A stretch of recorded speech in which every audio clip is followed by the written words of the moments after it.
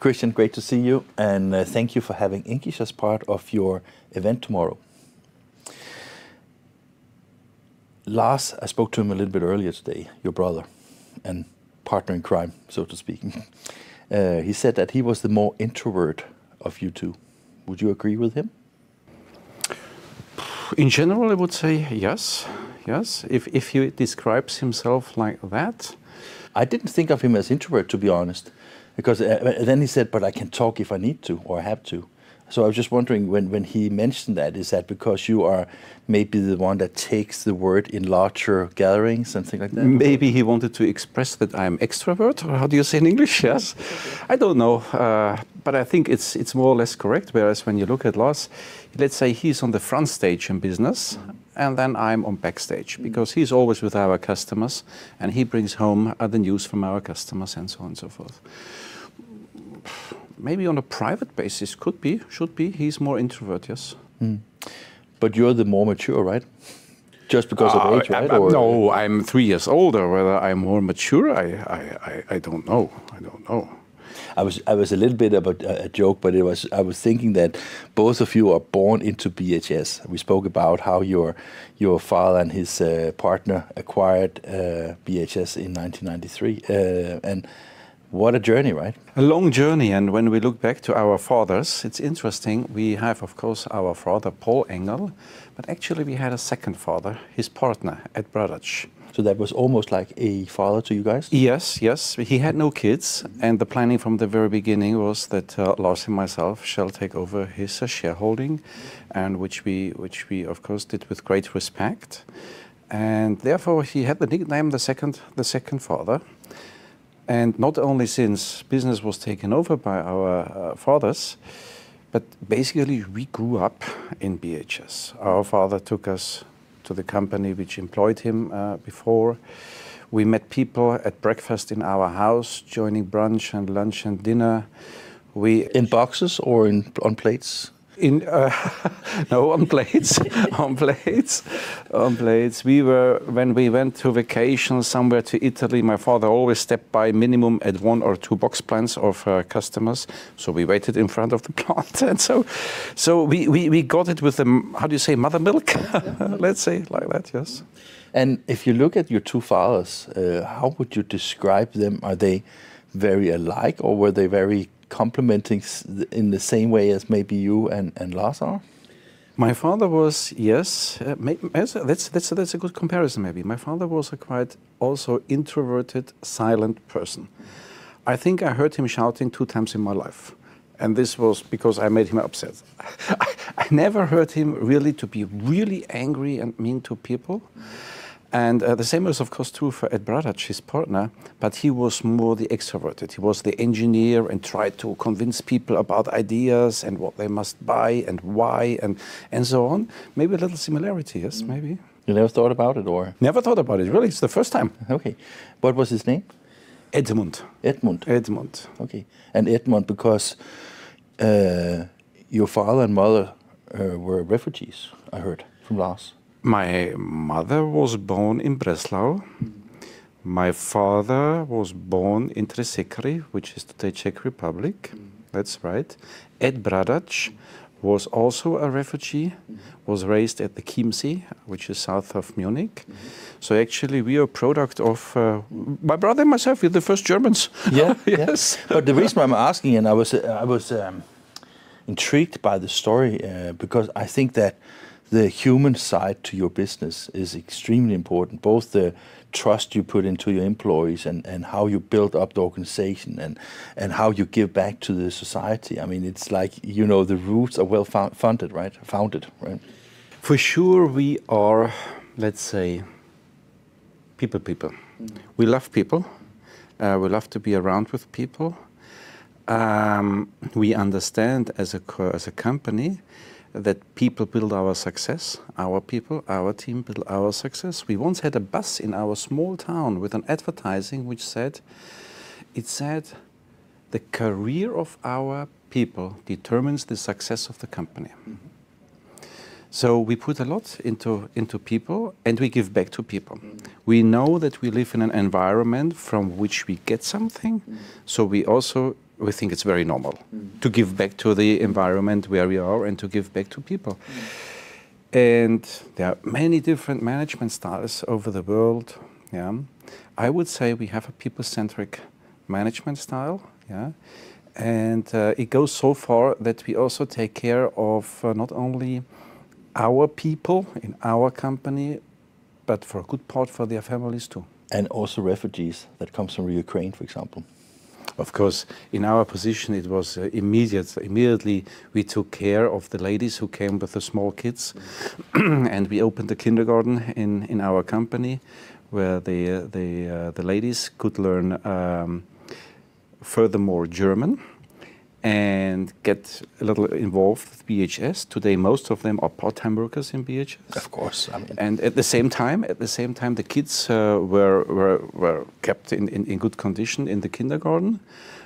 We all met each other together always for lunch in one of our restaurants. So this is something very normal for us to do, nothing special. You mentioned leadership, and you mentioned a people-centric kind of leadership. Do you read books? Do you have do you find inspiration in other leaders? Of course you do. Of course you do. You know, with management, not leadership, with management, this is a little bit a difficult subject, because actually you cannot learn it. It's not a subject at school, and also at university. It's not called management, it's business and administration, or it's economics.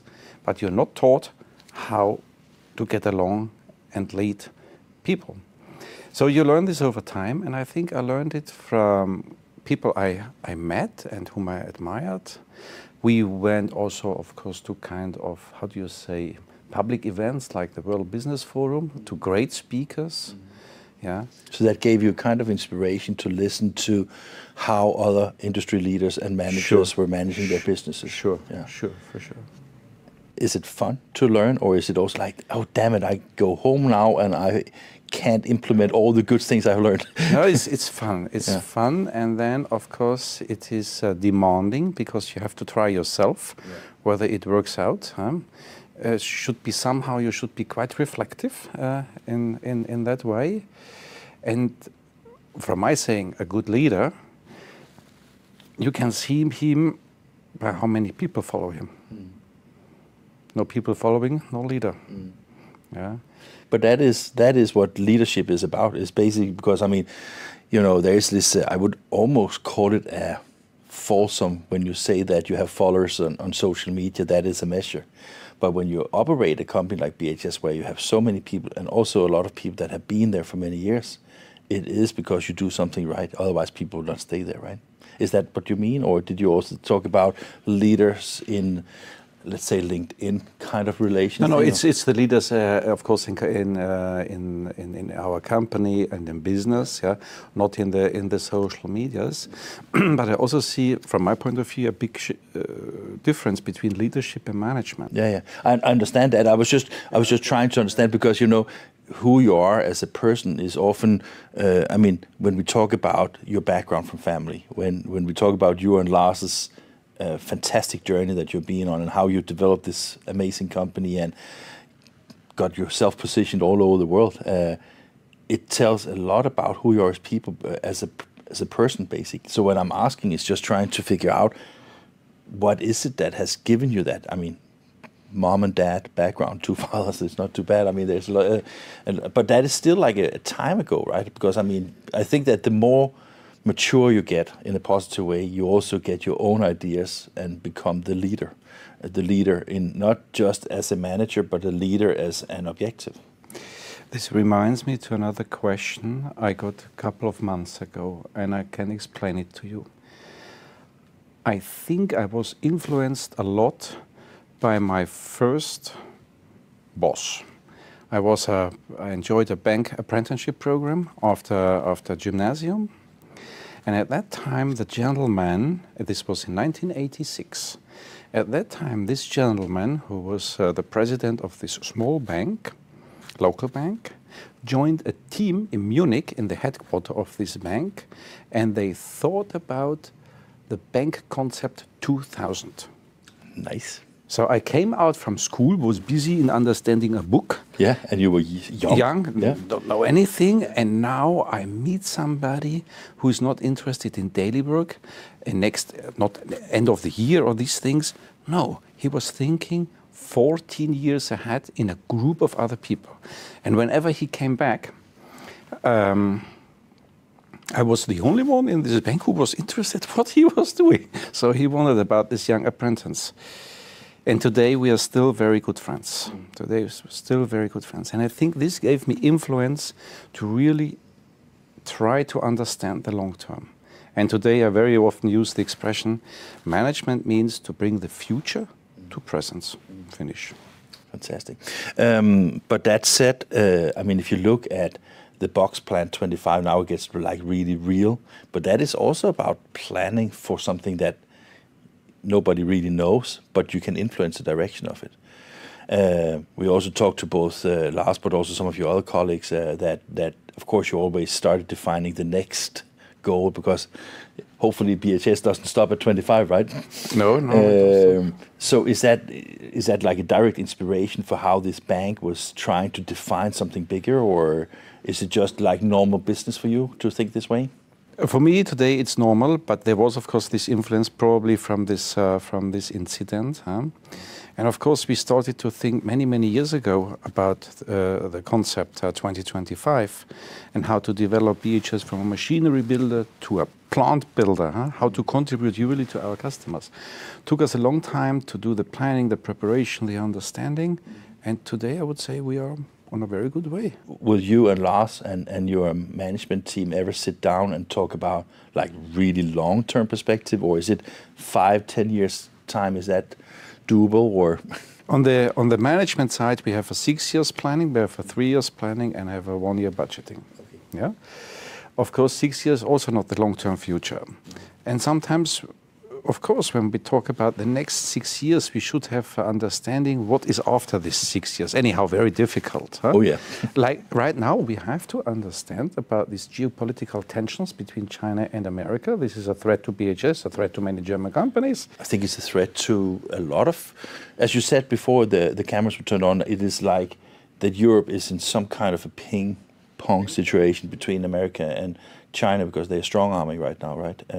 How does it influence you directly, or potentially? That I have to travel a lot. Yeah. I traveled anyhow a lot to China, yeah, and now I have to travel even more to America to gain a better understanding how and where to invest. So it means really more work for me too. That does it mean, huh? I understand also again from your colleagues that the needs and the demands from the markets are very different from Americas, Europe, and from Asia and China as well. Is that something that you have? I mean, of course, you have to take that into considerations when investing. But I was thinking that if you go to America and invest in a company or establish your own company from ground up, will that be something that will typically be for Americas only, or do all the entities of BHS support all the different business units? Today, we have a comprehensive, let's say, complementary support of each other. And this is the crux. We need an America business which can live from America as a country. We need in China business which can live from China as a country which do not need this trade. Just to basically ensure that for whatever political reasons, that you will not be caught in between the trade issue. Exactly. Right? Yeah. Exactly. And then it comes to the big issue, of course, is that if you go to America or anywhere in the world, it's difficult to find the skilled people to do that for you, right? Even more important than skilled people is to understand people in a country. And there I learned something, and then the question becomes easy. There I learned something. We should keep Germans in Germany. Not only that we have a teacher's mentality as Germans, stay in Germany for good reason. We learned that a Chinese in China makes much better business than a German. Polish in Poland, France in France, Americans, Americans. So we respect these huge differences in culture. So we have very little Germans abroad, some specialists, but not in management, not in management. And it will be, and it is much easier for an American president in America to find the right people than for me or any other German. Yeah. It becomes more and more difficult. Even if you even if you go to some of the states where there's a lot of German. Yeah, no, keep the Germans in Germany. This we learned, and we are successful with that. Very successful. And that is interesting because I think that we talk about globalization, but basically it's about sizing a company and understand and respect the cultures, right? This is very much important. This is really very much important.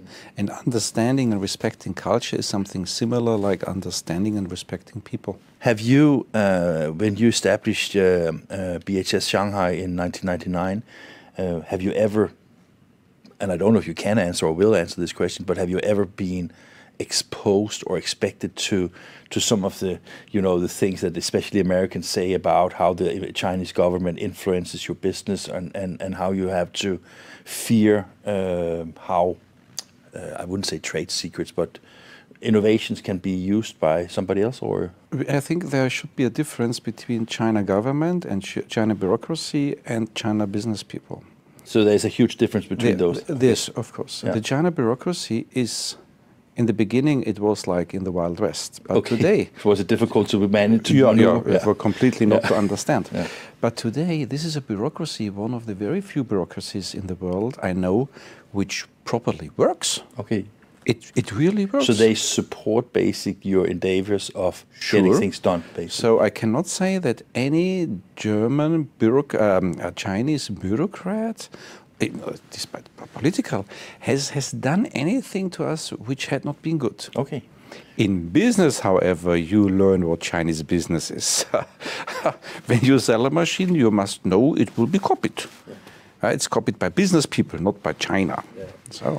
So that is like one of the big changes, of course. And I remember I spoke to a friend once. He said that I always open my doors for my competitors because the moment they have learned to copy my product, I'm way ahead of them again.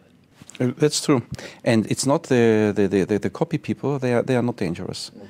There are many Chinese who just switch on their skills and their brain, and they are dangerous. So what you learned is that with the different people in different parts of the world, let them manage the companies and take advantage of the, let's say, the labor skills, the knowledge skills, develop the product and the services to the market. And then I guess that you still try to consolidate that knowledge at some point, right? Because you need to learn from each other, right? Yeah, we try, but I think we are not so really successful in that.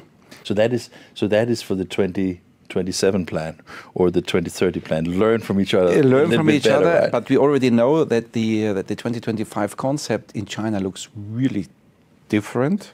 Oh yeah, to the American one. It's different. Again, different to the German one. The principles are the same. It's a box plant, but how the box plant operates is significantly different in these countries.